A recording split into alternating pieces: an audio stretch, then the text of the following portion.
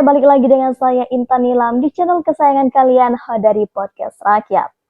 Pada tanggal 6 Mei kemarin, Prabowo Subianto membuka peluang bertemu Jenderal Tri Sutrisno dan kawan-kawan. Nasib Wapres Gibran di ujung tanduk?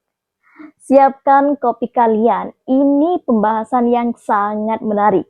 Awal mula pertemuan ini sebab katanya karena ada 8 petisi dari Forum Purnawirawan Prajurit TNI. Yang salah satunya itu desakan pemakzulan terhadap Wakil Presiden Gibran Rakabuming Raka. Pasti bukan hanya saya yang penasaran terkait pertemuan ini, karena tidak ada angin, tidak ada hujan, tiba-tiba Presiden langsung ingin bertemu dengan Jenderal Tri Sutrisno. Ada apa gerangan? Bahkan kabar ini disampaikan langsung oleh penasehat khusus Presiden Urusan Pertahanan Nasional, Jenderal Dudung Abdurrahman, sesuai dengan menghadiri sidang kabinet paripurna di Kompleks Istana Kepresidenan Jakarta. Jadi ini bukan kabar angin ya, kabar ini valid dari A1 langsung. Kata mantan KSAD TNI itu menegaskan bahwa Prabowo sebagai kepala negara tidak serta-merta bisa menanggapi atau bahkan menjawab apa yang menjadi sikap Forum Purnawirawan Prajurit TNI. Kendati demikian, Prabowo membuka peluang bertemu mereka seperti yang banyak kita ketahui. Forum Purnawirawan Prajurit TNI ini terdiri dari pensiunan Jenderal TNI, yang mana menyampaikan 8 sikap mereka terhadap pemerintahan Presiden Prabowo Subianto. Tentu ini pertemuan langka yang jarang terjadi. 8 pernyataan sikap itu diantaranya mendukung asta cita Presiden Prabowo Subianto kecuali pembangunan IKN.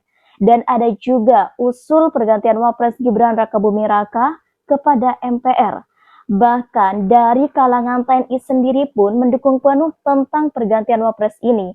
Secara tidak langsung ya kita ketahui bahwa TNI sendiri adalah background dari Prabowo Subianto. Secara tidak langsung kan orang dalam sendiri yang tidak menyetujui itu. Selain itu, pernyataan sikap ini ditandatangani sejumlah purnawirawan termasuk Jenderal TNI Fahrul Razi, Jenderal TNI Tias Nel Sudarto, Laksamana TNI Slamet Subijanto, Marsekal TNI Hanafi Asnan, dan ada juga Wapres ke-6 Jenderal TNI Tri Sutrisno. Pertemuan Prabowo dengan Forum Purnawirawan TNI ini pasti akan terjadi sesuai dengan yang dikatakan Dudung. Dudung juga mengajak kepada para senior maupun kolega satu angkatan di Forum Purnawirawan Prajurit TNI untuk sama-sama membangun bangsa dan menjaga persatuan bangsa. Kata Dudung, situasi saat ini kan menurut saya situasi yang sangat cepat terjadi perubahan. Jangan sampai situasi politik dimanfaatkan oleh pihak-pihak tertentu yang mencoba mengganggu persatuan bangsa. Jangan sampai terjadi, karena beliau, Bapak Presiden dan Wapres itu kan konsentrasi bagaimana mensejahterakan rakyat, bagaimana menyatukan semua parpol dan kemudian kerjasama untuk capai Indonesia emas. Jadi kalau ada gangguan-gangguan seperti itu, mari kita sama-sama untuk membangun bangsa ini, katanya. Selanjutnya kita akan bahas dari sikap Prabowo Subianto yang sebelumnya ikut menyikapi soal petisi Forum Purnawirawan Prajurit TNI yang salah satunya menuntut pemakzulan terhadap Wapres Gibran. Penasihat khusus Presiden Bidang Politik dan Keamanan Wiranto mengaku dirinya terlebih dahulu menghadap Prabowo di Istana Kepresidenan Jakarta sebelum kemudian membuat pernyataan pers di kantor Presiden Jakarta. Menyikapi tuntutan Forum Purnawirawan Prajurit TNI, Wiranto ini terang-terangan ngomong langsung ke Prabowo. Katanya ada satu hal yang memang saya diizinkan untuk menyampaikan kepada kita, sehubungan dengan surat usulan atau saran-saran dari Forum Purnawirawan TNI yang isinya 8 poin. Nah, Wiranto akan menyampaikan apa yang tadi dibahas, yang dibicarakan dengan Presiden dan akan disampaikan kepada kita semua. Dan respon Prabowo bukan yang ya udahlah masa bodoh, tapi Wiranto mengatakan bahwa Prabowo ini menghormati dan memahami pikiran-pikiran yang disampaikan secara terbuka oleh para purnawirawan tersebut.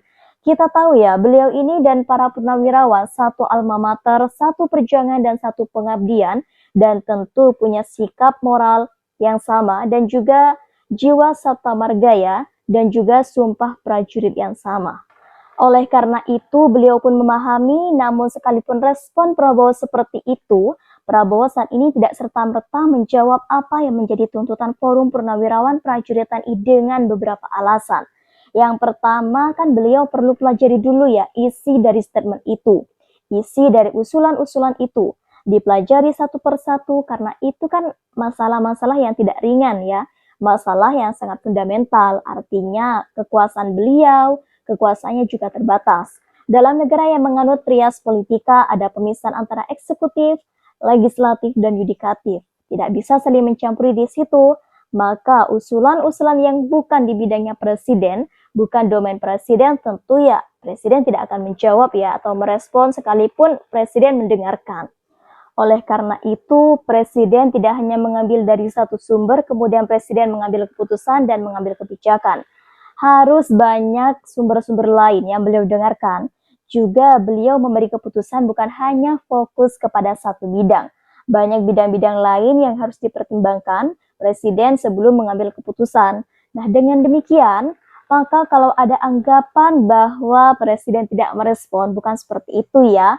Presiden ya telah menjelaskan seperti itu bahwa Prabowo sempat berpesan kepada masyarakat agar tidak ikut berpolemik masalah ini.